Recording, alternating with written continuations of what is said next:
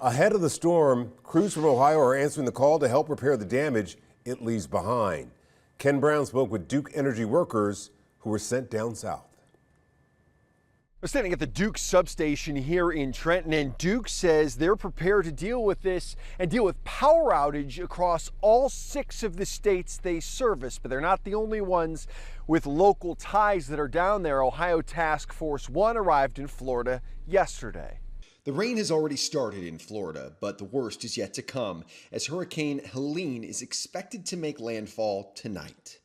This is upwards of number 20 in the deployment for me. So every one of them that we've run into is different. Jeffrey Newman is a Sycamore Township firefighter and part of Ohio Task Force 1.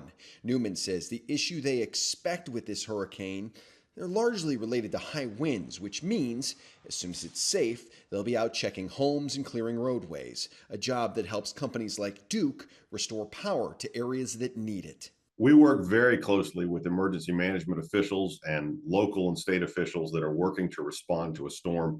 You know, in Ohio and Kentucky and Indiana, all those areas, we have relationships with emergency management crews. A lot of times what we see are downed trees, broken poles, and down power lines. And when you have down lines blocking roadways, or you have things that we need to get access to that are difficult to access, that partnership is really, really important. Duke Energy has about 20,000 line workers and contractors on standby ahead of the hurricane making landfall. Some crews from here in the Midwest are already down in Florida waiting on the call. Ohio Task Force 1 arrived in Florida yesterday, and of the 4 task forces in their group, they've been assigned to help the southernmost impacted portion of Florida.